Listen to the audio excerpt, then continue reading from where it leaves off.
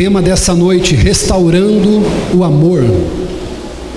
Aleluias, aleluias. Queridos, estamos em festa por tudo aquilo que Deus ele tem feito. Eu não sei se é impressão minha, mas eu estou sentindo um ambiente bem agradável aqui, está bem gostosinho, né? Aleluia, aleluias, glória a Deus. Apocalipse capítulo 2, verso 1. Aquele que achou, diga amém. Diz assim o texto: ao anjo da igreja em Éfeso escreva: estas são as palavras daquele que tem as 7 estrelas em sua mão direita e anda entre os 7 candelabros de ouro. Conheço suas obras. Conheço o seu trabalho árduo e a sua perseverança, que não pode tolerar homens maus, que pôs à prova os que se dizem ser apóstolos, mas na verdade não são, e descobriu que eram impostores. Você tem perseverado e suportado sofrimentos por causa do meu nome e não tem desfalecido. Contra você, porém, tenho isto: você abandonou o seu primeiro amor. Lembre-se de onde caiu, arrependa-se, pratique as obras que praticava no princípio. Se não se arrepender, virei até você e tirarei o seu candelabro do seu lugar.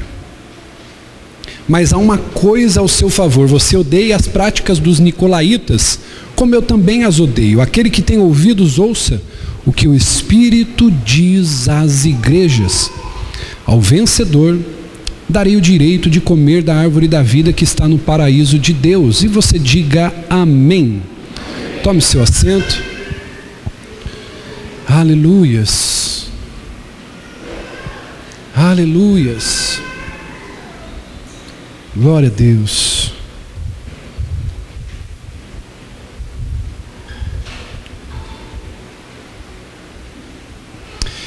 Irmãos, eu quero, nesse encerramento, e como pastor dessa igreja, falar sobre a restauração do amor.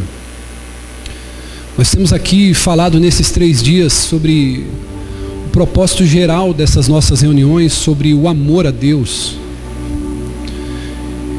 E quando eu olho para esse texto ele tem falado muito ao meu coração. Vou pedir para abaixar só um pouquinho os ventiladores aqui, pouquinha coisa. Esse texto, escrito pelo apóstolo João, na ilha de Patmos, é um texto de revelação. E esse texto de revelação é a revelação do fim das coisas, dos últimos tempos, daquilo que seria no fim. E esse texto, Tati, ele é endereçado ao anjo da igreja, ao anjo da igreja de Éfeso. Só que quando a gente vai discorrer sobre o contexto histórico desse texto, essa igreja em Éfeso, pastor Marcos, ela nada mais, nada menos do que uma igreja fundada por 2 discípulos do apóstolo Paulo, chamado Priscila e Áquila. Esses 2 discípulos fundaram a igreja de Éfeso, e após eles fundarem essa igreja, eles recebem instruções do apóstolo Paulo acerca do governo da igreja, acerca do andamento. Para que você tenha uma ideia, a unção apostólica que pairava sobre a igreja de Éfeso é uma unção apostólica tão poderosa que a igreja de Éfeso, Levi, ela cresce de uma maneira tão estrondosa e ela se torna uma igreja evangelística. Ela se torna uma igreja arrebatadora de almas, uma igreja com uma eloquência e uma exposição nas escrituras como talvez outras igrejas não teriam visto e experimentado. Prova disso é que Jesus diz ao anjo da igreja: eu conheço tuas obras, eu conheço teu sofrimento, eu conheço teu labor. A igreja de Éfeso, ela se tornou uma igreja evangelística, uma igreja que arrebatava almas para o reino dos céus, uma igreja que era um verdadeiro celeiro de pregadores, de expositores das Escrituras, uma igreja verdadeiramente com foco na pregação. E de fato a igreja de Éfeso, ela se torna um modelo, ela se torna uma referência para as outras igrejas. Só que Jesus, ele vai fazer e tecer, Gilmar, alguns elogios àquela igreja, porém ele tem uma queixa contra aquela igreja. Eles dizem: olha, vocês pregam o evangelho, vocês, como diz no texto, ele diz: eu conheço a obra de vocês, eu sei que vocês trabalham arduamente, eu sei que vocês chegam cedo, vão embora tarde, eu sei que vocês perseveram nas promessas que eu tenho para vocês, eu sei que vocês não toleram os homens maus, aqueles que querem de alguma maneira deturpar o evangelho, aqueles que causam injustiça. Eu sei que vocês colocaram à prova os falsos apóstolos, porque, como a gente já viu em outras reuniões, o gnosticismo era uma seita muito florescente na época apostólica, no período da igreja primitiva, e ele diz que conhece tudo isso. E ele vai continuar dizendo: vocês têm perseverado em meio aos problemas, vocês têm suportado sofrimentos por causa do meu nome.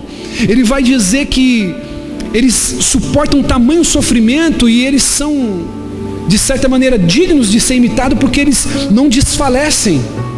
Jesus, ele começa a pontuar algumas características sobre a igreja de Éfeso, que talvez hoje qualquer pastor admiraria e trabalharia com afinco para que a sua comunidade se enquadrasse sobre esse aspecto. Mas Jesus Cristo, ele vai dizer para eles o seguinte: olha, eu tenho somente um problema com vocês: vocês pregam, vocês ganham almas, vocês cantam louvores, vocês adoram o meu nome, vocês perseveram no meio da crise, vocês são um povo que trabalham duro pela minha obra, só que eu só tenho uma coisa: vocês abandonaram o primeiro amor. E quando a gente fala sobre abandonar o primeiro amor, a gente não pode fugir da interpretação da língua portuguesa. Quando a gente olha para a palavra abandonar, o verbo abandonar, ele indica uma ação consciente de quem faz uma ação de maneira pensada, não de maneira acidental. Quando você abandona algo, você não está levantando pela manhã como você esquece a chave de casa, quando você esquece de passar uma maquiagem, quando você esquece a marmita na geladeira. Não, o que o texto está dizendo sobre o verbo abandonar é uma ação consciente. Jesus está dizendo: olha, de maneira consciente vocês estão abandonando, vocês estão se afastando do meu amor. Você não se levantou um dia pela manhã olhando e dizendo assim: nossa, mas eu já não queimo mais de amor por Cristo. Não, o que ele está dizendo aqui é que quando você abandona, você está tomando uma ação consciente e não acidental.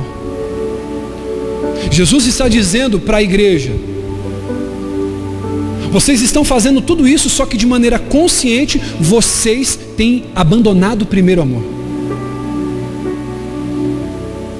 E quando eu vejo sobre mudar, ou melhor, abandonar, o que leva uma igreja a ser elogiada como foi por Cristo, receber uma repreensão como essa a ponto de tirar o fôlego? Porque eu não sei se isso é uma preocupação sua, talvez possa ser minha, porque sou pastor da igreja, mas deveria ser sua preocupação também. O que você dirá para o Senhor naquele grande dia? Eu não acredito que Ele vai perguntar como você gastou o seu dinheiro. Não acredito nisso. Não acredito que o Senhor da sua vida te perguntará como você gastou os seus dias. Ele talvez perguntará para você o quanto você queimou por mim, o quanto você aproveitou a vida, o fôlego que eu te dei, os dons, os talentos. E quando eu olho para isso, eu vejo uma igreja que ela praticamente cumpre, ela gabarita, vamos dizer de maneira aqui teórica, ela gabarita, se existe um gabarito espiritual nesse sentido, ela gabarita a prova para suportar as aflições. Mas Jesus diz assim: tudo que vocês estão fazendo para mim está tudo ok, menos o relacionamento comigo.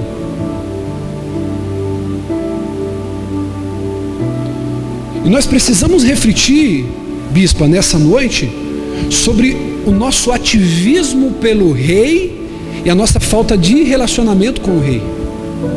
É isso que Jesus está dizendo. Vocês trabalham muito pela minha causa, mas se relacionam um pouco comigo, e eu quero restaurar o amor. Olha para o teu irmão e diga assim: restaurando o amor.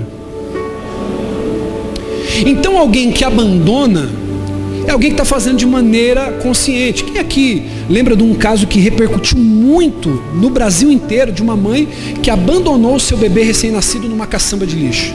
Quem lembra desse episódio? Isso é abandonar. Aquela mãe, ela não... Ai, meu Deus, olha, meu filho caiu do meu colo. Não, ela pegou e jogou o filho numa lixeira. Isso é abandonar. E quando eu falo sobre abandonar, aplicado para nós nos dias de hoje, porque isso precisa ser dito, é quando a gente muda as prioridades. Você não precisa abandonar uma coisa simplesmente desprezando ela. Você pode abandonar uma coisa tendo outras prioridades na vida. Você não precisa dizer mais para tua esposa que você não a ama. O teu marido não precisa dizer que não te ama. Basta você mudar as prioridades, que isso já fica implícito que você abandonou o seu cônjuge. Posso continuar? Tem gente que diz que ama com a boca, mas as atitudes, elas são diferentes. Olha, eu te amo, mas a atitude é de alguém que abandonou. Por quê? Porque quando você ama, o objeto do amor é prioridade. Quando eu amo, o objeto do amor é prioridade. E quando eu olho para a igreja de Éfeso, ela mudou as suas prioridades. A igreja de Éfeso, ela trocou a oração pelas amizades. Eles já não sentiam mais o seu coração queimar na oração, eles já queriam mais. E a gente precisa tomar muito cuidado com esse tipo de movimento que se levantam de ano em ano, de tempos em tempos. Às vezes algumas pessoas me procuram e dizem assim: olha, bispo, nós somos do reino. Cuidado, porque existe o reino das trevas também. E quando a gente vai por uma simples modernidade, por uma onda, a gente acaba sendo levado por ventos de doutrina. E aí então essa igreja de Éfeso, ela começa a mudar, ela começa a trocar as prioridades. A mesa já era mais importante que o altar. A mesa de relacionamento, as pizzas após o culto. Você já parou para perceber? Posso falar isso aqui como seu pastor, sim ou não?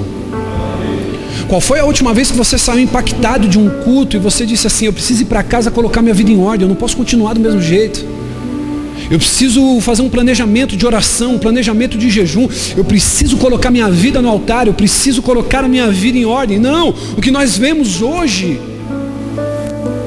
é as pessoas saindo do culto, enchendo as pizzarias, enchendo os restaurantes, enchendo as churrascarias e trocando a intimidade pela comunhão na mesa. A igreja de Éfeso, ela estava trocando suas prioridades. A oração já não era tanto uma prioridade, era prioridade. Eles priorizavam mais passar tempo com os amigos. E se você parar para ver o tempo que você passa no Instagram, no WhatsApp, no Facebook, no Twitter, nas redes sociais, o tempo que você passa com os amigos, tudo isso vai servir nos últimos dias para provar para mim e para você que a gente não orava, não era por falta de tempo, era falta de E é assim que nós vamos abandonando o primeiro amor, quando nós trocamos a prioridade. A igreja de Éfeso estava trocando o jejum pelos prazeres. E o fato é que jejuar nunca vai te dar prazer. O jejum, ele simplesmente é para matar a nossa carne, é para nos colocar no nosso lugar. O jejum, ele serve para isso. Agora a igreja de Éfeso trocava o jejum pelos prazeres.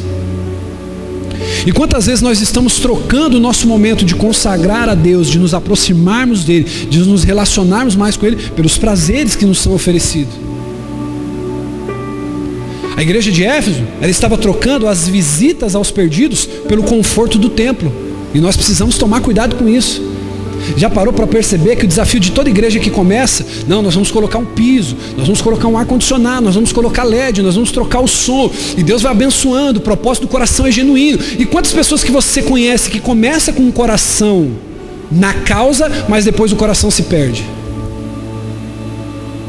Nós precisamos entender que nós não podemos trocar o ide do Senhor pelo conforto do templo. O maior mandamento do Senhor, e nós temos falado sobre isso nessas semanas, é o ide do Senhor. Falamos na quarta-feira sobre o gadareno. Jesus atravessa uma tempestade para ir com seus discípulos até um gadareno aprisionado, um gadareno endemoniado. Por que Jesus enfrenta a tempestade? Por que Jesus passa tudo aquilo? Por causa dos perdidos. Então nós não podemos trocar, querido, o desconforto de ir aos perdidos, porque a Bíblia nunca disse para os perdidos virem até o templo, mas disse que a igreja deveria ir aos perdidos. E nós não podemos trocar. A igreja de Éfeso pode ser que estava trocando a pregação pelo entretenimento. E hoje que nós vemos em tantas igrejas, são igrejas que você tem, não estou dizendo que aqui seja errado, tem a apresentação da dança, tem a apresentação das crianças, tem a apresentação do grupo dos irmãos, tem a apresentação daquilo, e a palavra não tem mais espaço. A palavra não é prioridade. A palavra não é a centralidade do culto. E nisso vamos nos afastando do nosso primeiro amor. A maturidade, querido, ela vem quando você entende que a prioridade é as disciplinas espirituais.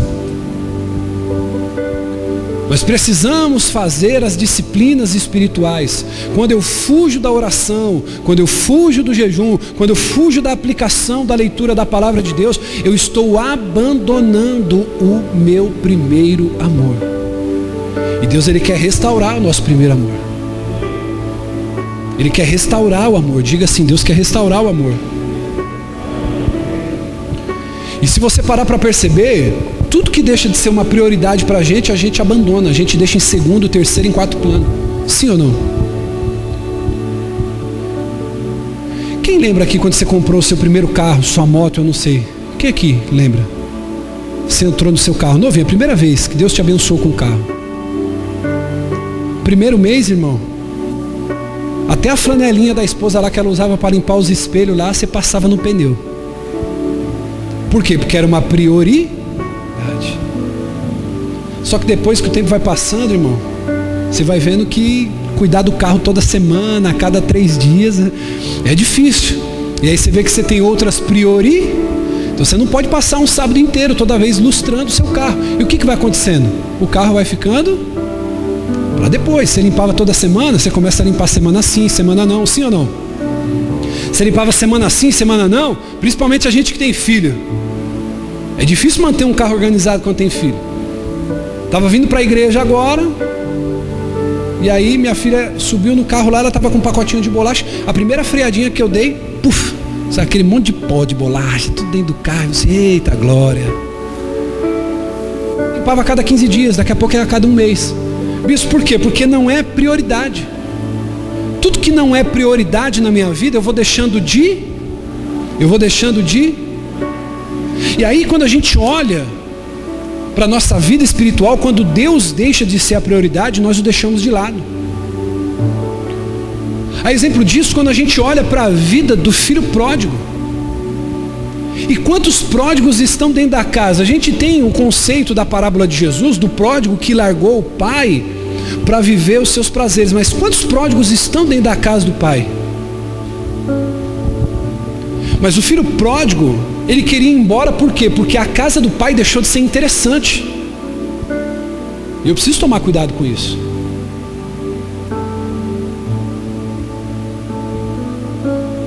O filho pródigo quis sair para quê? Para conhecer os prazeres do mundo. Ele não quis sair só porque ele tinha curiosidade, mas a primeira coisa, o primeiro pontapé inicial é que a casa do pai deixou de ser uma prioridade, já não era mais importante. Eu costumo dizer aqui que eu não perco uma ovelha quando essa ovelha decide sair da igreja. Eu perco uma ovelha quando eu já não tenho mais o coração da ovelha. Por isso que quando a pessoa me procura para pedir a bênção, eu já não tenho mais o que fazer. Eu só preciso fazer o quê? Abençoá-la, liberar ela. Em algum momento da trajetória, o Senhor, Ele perde o teu coração. Por alguma situação que você possa viver, o filho pródigo, ele quis sair da casa do pai, diga comigo, porque a casa deixou de ser uma prioridade. A prioridade do filho pródigo foi conhecer os prazeres do mundo. E aquilo o cegou, ele disse assim, não, eu só vou sossegar quando eu conhecer os prazeres desse mundo. Tanto é que, de uma maneira teórica, ele assassina o seu pai antes do tempo. Porque a herança, como o nome já diz, é algo que você só tem direito a acesso depois que a pessoa a que pertence morre. Então quando o filho pródigo ele chega para o pai e pede a herança, ele está dizendo assim, para mim você morreu a partir de hoje. E quantos de nós estamos dentro da igreja querendo somente aquilo que Deus pode nos proporcionar, dizendo assim, Deus, quando você me der o que eu quero, a partir daqui você deixou de existir para mim. Eu só quero minha herança.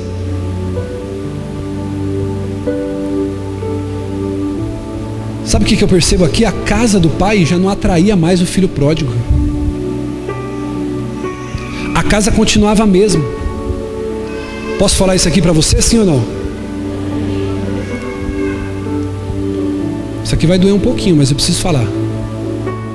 Sabe quando você sabe que você abandonou o seu primeiro amor? Como diz no texto, e você precisa ser restaurado por Deus? Quando você faz as coisas de Deus só quando sobra tempo.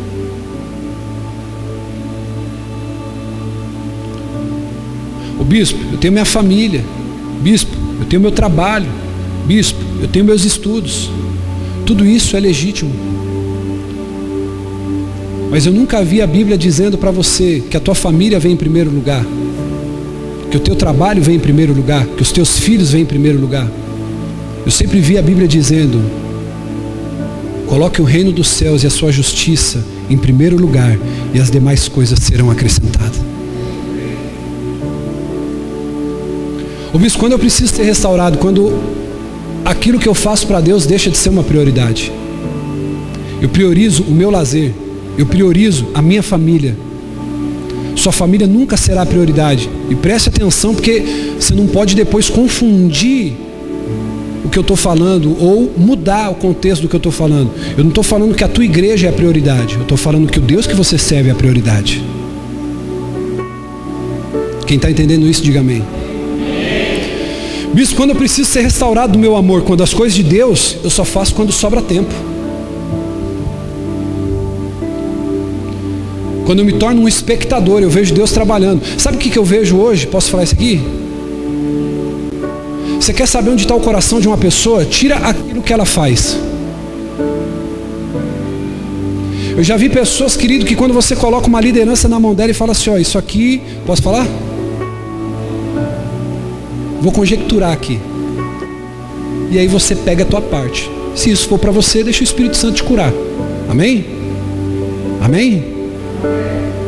Irmão, a partir de hoje você vai ser o controlador de acesso de copo descartável da igreja.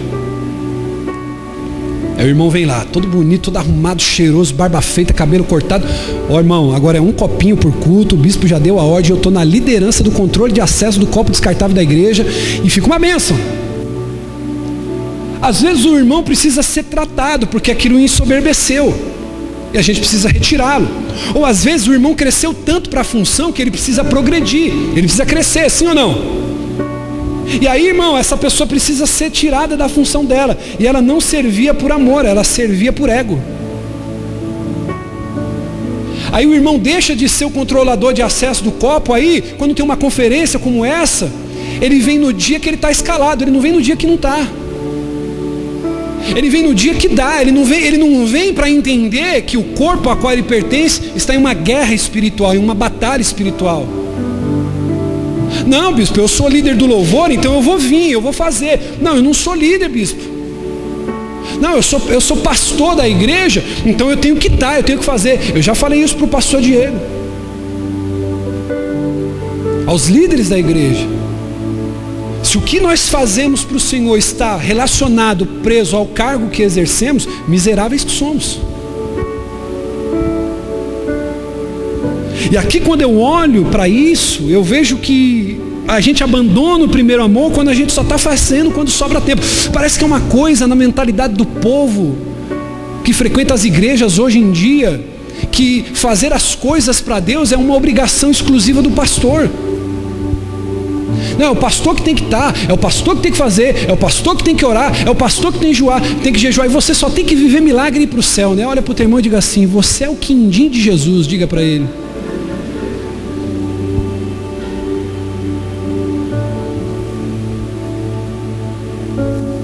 Eu já estou sentindo Jesus me pegando aqui, irmão. Ora por mim aí, para a gente continuar bem.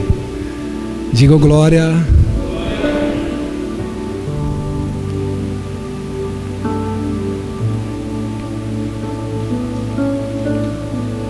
Você já viu uma pessoa que é recém-convertida? O recém-convertido, ele está tão impactado com as coisas de Deus. Ele vem na oração na segunda, sim ou não? Vem. Ele vem no culto na quarta? Vem. Ele vem limpar a igreja no sábado? Vem. Mas ele não trabalha? Trabalha. Mas ele não tem filhos? Tem. Mas ele não tem problemas? Tem. Mas por que ele faz? Porque é uma prioridade. Nós precisamos ter coragem de encarar essa questão de frente e olhar que se Deus é uma prioridade, Ele vai estar em lugar de primazia nas nossas vidas. E a minha frequência na casa do Pai é prazer, não é obrigação. Às vezes tem pessoas que justificam: bispo, eu não pude fazer por causa do filho, bispo, eu não pude vir por causa da família, bispo, eu não pude fazer por causa do trabalho. E a minha resposta é sempre a mesma: querido, você é livre. Você não tem um contrato, querido, de trabalho com essa igreja, diga amém por isso. Você não tem um contrato de trabalho com nenhuma igreja. Agora você precisa só entender uma coisa: quando eu vou por escala, quando eu vou por obrigação, quando eu vou porque vão sentir falta do meu nome, eu não estou indo por amor, eu não estou indo por prazer, eu estou indo por obrigação. E talvez o amor tenha se esfriado, e eu preciso ser restaurado. Diga, eu preciso ser restaurado.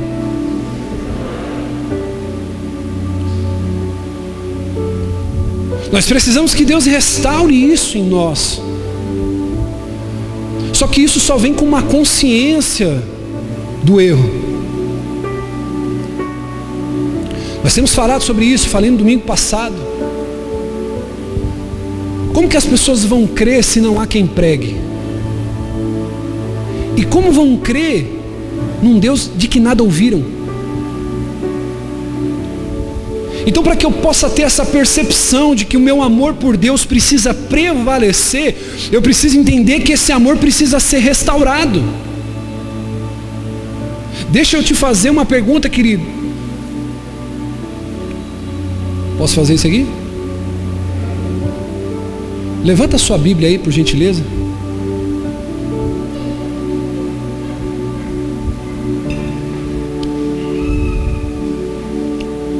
Levanta aí sua Bíblia. Agora a pergunta que eu quero te fazer, isso aqui é você e o Espírito Santo. Qual foi a última vez que você pegou esse livro para falar com o autor dele?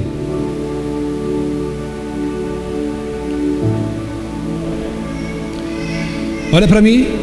Qual foi a última vez que você pegou esse livro para dizer assim: Senhor, eu preciso mudar, eu preciso melhorar, eu preciso ser corrigido. Eu preciso que o Senhor fale comigo. Não pegar esse livro como uma revista da Avon para fazer pedido. Vou abrir em Salmo, porque Salmo é vitória, bispo, ô glória. Bispo, eu vou abrir aqui, sabe, no Evangelho de João, porque o Evangelho de João é uma vitória, Deus é amor. Então eu preciso ser restaurado pelo primeiro ponto, primeiro passo, diga comigo, primeiro passo, me arrependendo. Eu preciso me arrepender da situação que eu estou vivendo, a qual eu vivo com Deus hoje. Olha aqui para mim. O arrependimento precisa ser uma constante na vida de um cristão. O arrependimento precisa ser uma constante na vida de um cristão. Apocalipse capítulo 2, versículo 5, olha o que Jesus vai dizer: lembre-se aonde caiu. Se arrependa, pratique as obras que praticava no princípio. Se não se arrepender, virei até você e tirarei o candelabro do seu lugar. Irmão, todo cristão que parou de se arrepender, parou de crescer. Todo cristão que olha para a sua vida e se contenta com o resultado da qual ele está hoje, inacabado, é um cristão que para de crescer. Eu preciso do arrependimento, diga, eu preciso do arrependimento. Só quem me ouve, diga amém. Escute isso. A ideia de que Deus vai perdoar o rebelde que não desistiu do seu pecado é contrária tanto à Escritura quanto ao bom senso.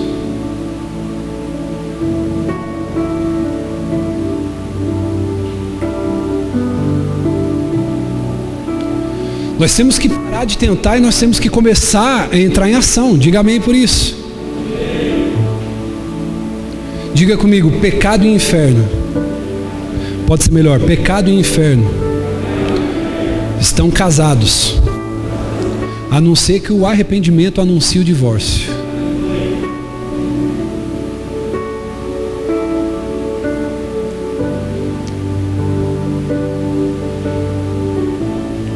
Qual foi a última vez que nós entramos no nosso quarto, como diz Mateus 6, fechamos a porta e falamos assim: Senhor, nós precisamos conversar. E eu só vou sair daqui quando o Senhor falar comigo. Como é que vai continuar essa vida que eu estou vivendo? O Senhor não está vendo aí em cima, não? O Senhor vai continuar me deixando ser a pessoa que eu sou? Eu vou continuar pecando contra ti da maneira que eu estou pecando? Não, isso aí não está certo não. O Senhor precisa fazer alguma coisa. O Senhor precisa tomar uma providência com a minha vida. Porque se o Senhor me abandonar, eu vou me lambuzar no pecado. Diga comigo, a confissão dos pecados não substitui o ato de abandoná-los. E esse é muitas vezes o problema. A gente confessa, mas a gente não larga. Olha para a pessoa que está do seu lado e diga assim: confesse o seu pecado e largue. Posso falar isso aqui para você? A palavra está começando varrendo daqui de cima, amém? Está pegando mais alto, amém? Está começando por aqui e indo por aí, amém? Pecado ocultado pelo homem nunca será perdoado por Deus.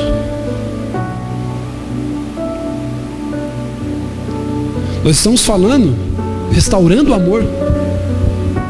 Eu preciso entender que o meu relacionamento com Deus precisa ser saudável. Diga comigo, todos os homens caem. Pode ser melhor e mais forte, todos os homens caem, mas só os grandes se levantam de novo.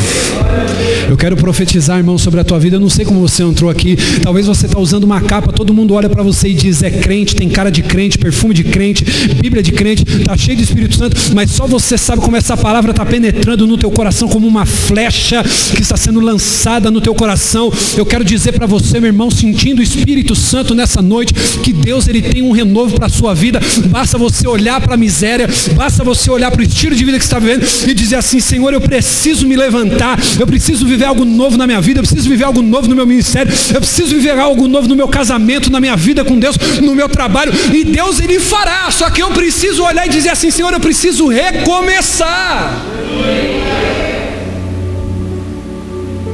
Eu preciso recomeçar. E ele dá o caminho: se arrependa e volte à prática das primeiras obras. O que é voltar à prática das primeiras obras? Eu preciso voltar a fazer o que eu fazia quando eu me encontrei com o meu amado pela primeira vez.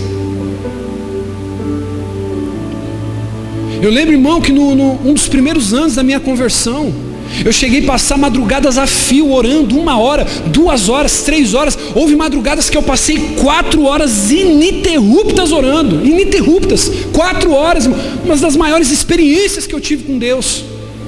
Por isso que eu costumo dizer, irmão, a nossa primeira hora de oração é uma oração de alma. Ela não é uma oração de quebrantamento. Sua oração, ela começa a dar certo quando você já não sabe mais o que dizer, o que pedir, o que falar. Aí você começa a entrar no santo lugar. Aleluias.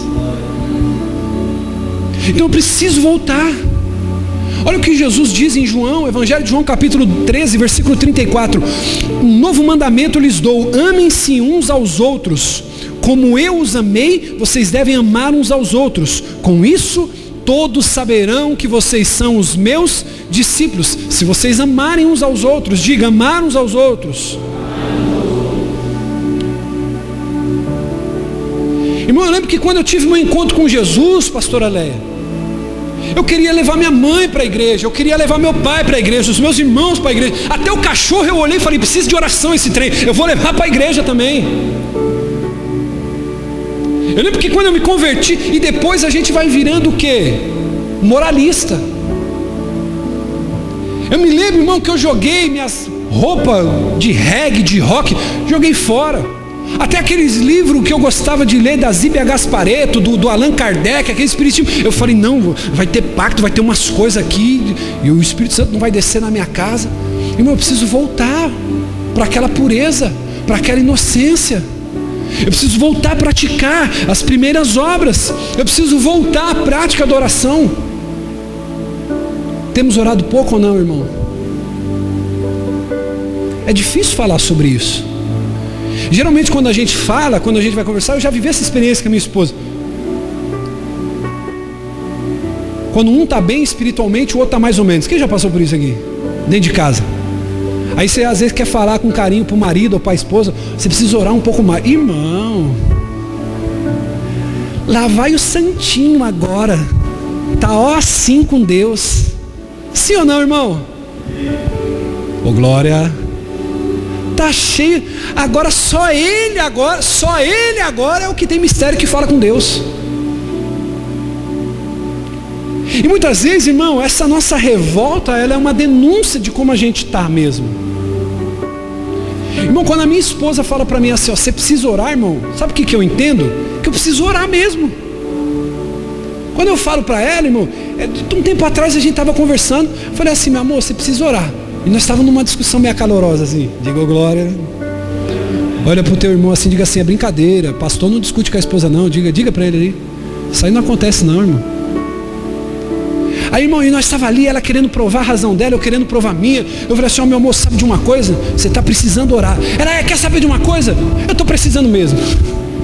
E saiu. E glória a Deus, irmão. Nós precisamos voltar. Diga: eu preciso voltar a orar. Nós precisamos voltar à leitura da palavra. Sabe, irmão, eu me lembro que você que pega ônibus, que pega trem, que pega metrô, talvez uma das fases da minha vida que eu mais lia quando eu precisava pegar o trem para ir para o trabalho, era 1h30, 45 minutos dentro da condução, lendo, buscando a Deus, falando em mistério. Hoje em dia eu acho que não tem mais isso, mas o terceiro vagão do trem era o vagão dos crentes. Quem lembra disso? Os mais antigos, que vai lembrar disso? Da linha do Calmon Viana, sentido Brás. Você lembra disso, Jean? Não está tão novinho não. Lembra disso não? Claro que você lembra, pô. Quem lembra disso aí? Levanta a mão aí. Vocês me deixaram mal. Glória a Deus, irmão. Bastante gente levantou a mão. Estou me sentindo já um senhor aqui. Vagão dos crentes. Quem lembra esse aqui é um pouco mais antigo, mas eu ainda lembro que tinha um povo lá que tocava um samba gospel lá no terceiro vagão, quarto vagão. Acho que era o quarto vagão. Como Zaqueto, batucão santo lá, irmão, Deus era glorificado. Às vezes 7 horas da manhã, tinha um irmão de terno e gravata lá, lendo a palavra, todo mundo chamando de louco. Eu no primeiro amor, eu falava assim: um dia eu vou estar no lugar desse cara aí, eu vou estar pregando assim também, aleluia. Já de manhã, contato com a palavra. Irmão, deixa eu dizer uma coisa para você. Eu tinha um costume péssimo de quando me levantava pela manhã, a primeira coisa que eu fazia na cabeceira da cama, pegava eu pego para ver notícia, irmão. Eu gosto muito de ver notícia pelo Twitter, porque lá é tudo muito dinâmico, muito rápido. Para você ver notícia, para você estar informado, é o Twitter. E aí eu gosto de ver notícia. Ele falou assim: filho, você precisa começar o dia comigo. Você nem me dá bom dia mais. Você nem beija a esposa que está do lado. Já pega ali. Eu preciso voltar a ter amor à palavra. Deixa eu fazer uma pergunta para você aqui. Posso fazer isso, sim ou não? O bispo, eu preciso de um termômetro para saber se eu preciso ser restaurado no meu amor com Deus. Deixa eu te fazer uma pergunta aqui, irmão. Há quanto tempo você não faz uma consagração pessoal? Você e Deus. Não porque a igreja está num propósito. Nós estamos num propósito do encontro agora em março. Vamos iniciar as casas de paz em fevereiro. Joia, bacana. Nós estamos jejuando, buscando, consagrando. Quantos de vocês às vezes estão por obrigação, não estão por prazer? Quantos de nós estamos vivendo uma vida na superficialidade, esperando uma ordem de comando, quando na verdade eu posso dizer, falar, cara, eu não vou comer hoje, eu vou tirar o café da manhã. Olha, eu não vou comer, não, eu vou comer, mas eu vou me consagrar de outro jeito, eu vou ficar 3 dias sem rede social, sem mexer nos meus aplicativos, eu quero ficar reservado, separado para o meu Deus. Eu preciso voltar à prática do arrependimento. Irmão, oração sem arrependimento é soberba. Oração sem arrependimento é soberba. Nós precisamos, irmão, teve um impacto aí muito poderoso, né? Quando o Caim, eu não sei se foi Adão, porque eu não assisti a novela da Record lá, cantou aquela música do Baruch, né? Irmão, teve uma repercussão aquilo, mas se a gente for parar para analisar, a gente precisa mesmo, né? Que ele canta assim, que saudade de andar contigo, de estar pelo jardim. E quantos de nós hoje estamos andando entre espinhos, sentimos saudade, mas não damos um passo para poder pegar na mão dele e voltar a andar no jardim? Nós precisamos ser restaurados. Irmão, deixa eu dizer uma coisa para você. Sabe uma das coisas que marcou minha conversão? E que até hoje eu tenho o maior cuidado com isso na minha vida? Posso falar isso aqui? São os amigos que me aproximam de Deus. Não é porque o pastor Marcos está aqui, irmão, mas o pastor Marcos é uma das pessoas que eu sempre falo para minha esposa, né? Eu falo, meu amor, ele é feinho assim, mas Jesus é na vida dele. A cara não ajuda muito assim, você pensa que, irmão, de perto parece que está longe, de longe parece que foi embora, mas Jesus é com ele. Eu brinco assim, mas a gente tem liberdade para isso, amém? Mas, irmão, toda vez que eu estou perto desse homem, como eu sou enriquecido. Eu sou enriquecido de coisas que o dinheiro não pode dar. Quando eu estou perto desse homem, irmão, daqui a pouco nós estamos conversando ali, ele falou, eita varão, Deus está falando. E quando ele fala assim, eu já fico todo arrepiado, eu já fico assim, eita meu Deus. Amigos que nos levam para perto de Deus. Juscelene, deixa eu fazer uma pergunta para você, filha. Sandra, Joyce, Rafael, Tati, Nath, Bispa Rose, Alex, como estão as nossas amizades? Eu posso aprofundar um pouquinho mais isso aqui, sim ou não? Mais importante do que como andam as nossas amizades, vamos tentar aqui, levanta essa mão direita, levanta a mão direita, e agora eu quero te fazer um pedido. Faça assim, nós já tiramos 2 dedos, tenta colocar pelo menos nessa mão aqui, preencher inteiro. Quantos amigos hoje você tem que são amigos que te leva para perto de Deus? Quando você está desanimado, Ele te liga, te manda mensagem, ora por você, vamos para a igreja, se anima, Deus é contigo. Você consegue preencher essa mão aqui? Aquela pessoa que, meu irmão, quando você menos espera, você fala assim, essa pessoa é fonte. Essa pessoa é aquela pessoa que me coloca para perto de Deus. Você já parou para perceber que um dos motivos de muitos novos convertidos não se firmarem na fé é porque eles não fazem amizades sadias que os empurram para a presença de Deus? Deixa eu te fazer uma pergunta, como é que anda as mesas que você se assenta? Quais são as conversas? Porque a Bíblia diz que nós devemos falar com os nossos irmãos com salmos, hinos, profecias e a palavra. Agora a pergunta que eu quero te fazer, quando... Não, isso aqui eu não vou falar não, vamos pro próximo tópico. Esse aqui não dá, não. Pode falar isso aqui? A pessoa chega, bispo, porque não ando muito bem. Primeira coisa que eu falo assim, com quem você está andando, querido? Tem pessoa que chega para mim e diz assim, posso falar isso aqui? Bispo, porque tem um pessoal aí que não está gostando não, viu? Não importa, pode ser qualquer coisa, Ariano. A gente que é líder está sujeito muito a isso, viu, Laio? Porque estão dizendo, você já ouviu? Você conhece os 3 demônios que atuam na igreja? Quem conhece? Me disseram, me contaram e estou sabendo. Esses 3 demônios é tinhoso dentro da igreja, irmão. Me disseram, me contaram e estou sabendo. Não, sabe por quê? Porque me disseram que não foi legal. disseram para você ou o que você está pensando e quer pôr na conta dos outros? A gente muitas vezes tem isso, irmão. Não, bispo, porque estão falando. Deixa eu dizer uma coisa para você, irmão. Como anda as mesas que você se assenta? Será que na mesa que você se assenta já está tranquilinho, está permitido, está normal, está gostosinho? Olhe para mim e redobre a atenção. Está gostosinho sentar na mesa com aquelas pessoas que você gosta? Os homens, falar de decote, falar de perna, um palavrãozinho. Não, bispo, é só uma coisinha pequenininha. Não, a gente não está pecando não. É só uma coisinha aqui, bispo. Uma piadinha suja. Sabe aquela coisa, às vezes, do homem de duplo sentido? Irmão, quando você estiver com um homem santo de Deus, você estiver subindo uma escada, o cara, eu vou ficar aqui por baixo. Não vai ter duplo sentido nunca, porque é um homem cheio do Espírito Santo, ele te leva para perto de Deus. Esses dias eu estava na fila para comprar alguma coisa. E aí eu falei alguma coisa para o rapaz, ele falou, você está me estranhando? Tipo, brincando assim, eu não sei o que eu falei. E ele levou aquilo como um duplo sentido. E eu na mesma hora não hesitei em dizer para ele assim, eu falei, querido, eu sou um pastor, me respeite. Eu falei, não foi o sentido do que eu quis dizer. E o rapaz ficou todo constrangido, porque isso acaba existindo no nosso meio. Quais são as mesas que você tem se assentado? Como estão os seus relacionamentos? Como estão as pessoas que você tem se relacionado? Ei, deixa eu te fazer uma pergunta aqui. Isso é confrontador, mas eu preciso fazer. Qual foi o último amigo que te ligou no meio da noite, que te ligou durante a tarde, que pegou o carro e foi na tua casa para dizer assim, cara, Deus me deu uma palavra, Deus falou comigo, você está vendo isso aqui na Bíblia? Cara, Deus vai fazer na tua vida, Deus falou para mim, Deus me revelou. Qual foi o último amigo seu que fez isso? Será que não precisa ser restaurado o amor? Eu preciso que o amor seja restaurado.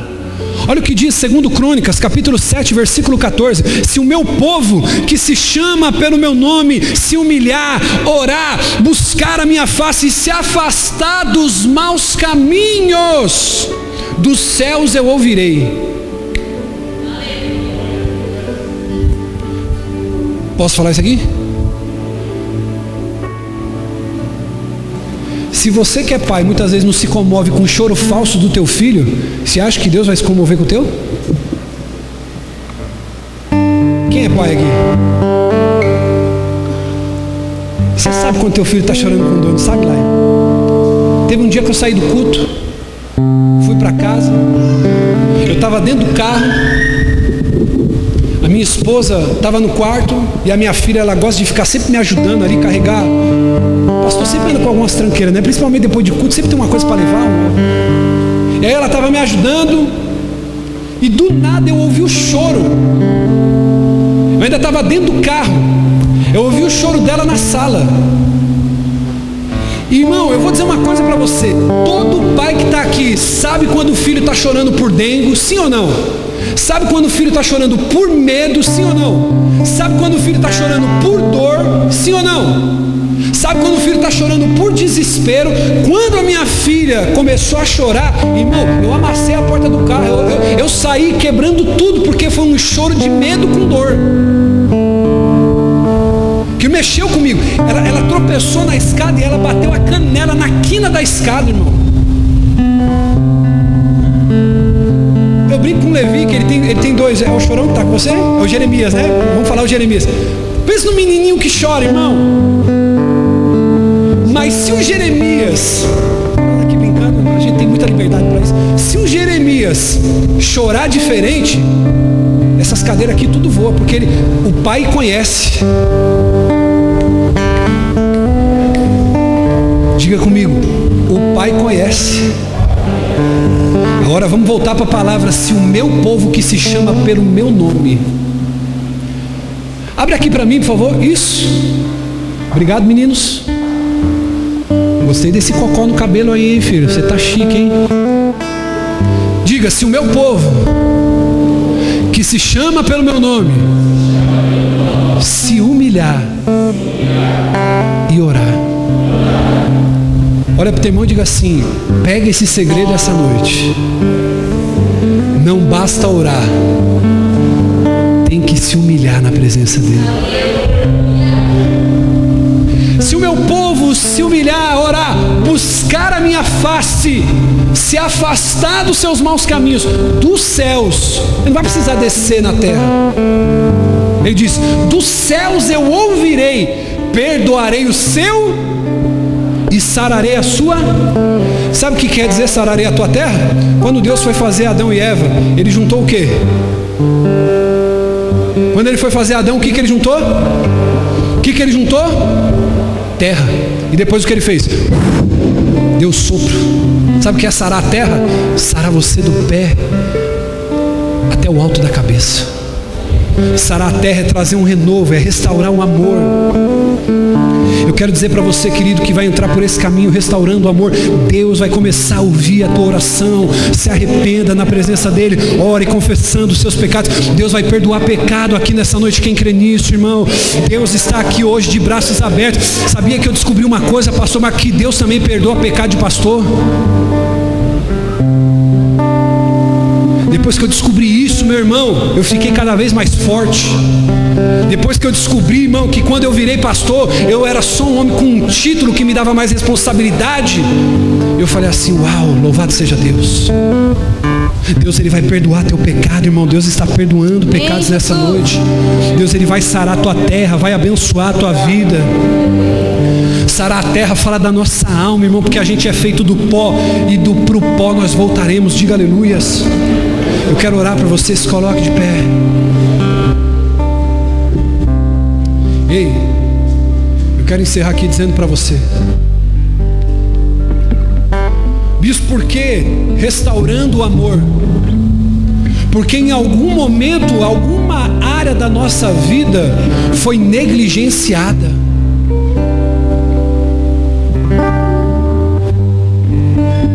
Irmão, eu sou seu pastor, a minha preocupação aqui não é trazer avivamento para você, não é trazer pulo e alegria para você, não.